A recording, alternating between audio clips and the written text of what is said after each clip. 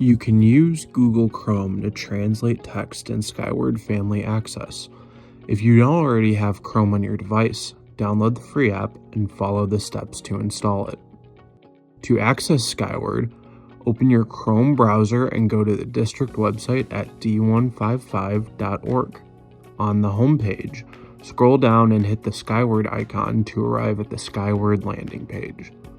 Right-click anywhere on the screen with your mouse and click Translate. Next, hit the 3 vertical lines at the top right of the pop-up to find your preferred language under Choose Another Language. Click the arrow next to the language displayed to open a list of all available languages.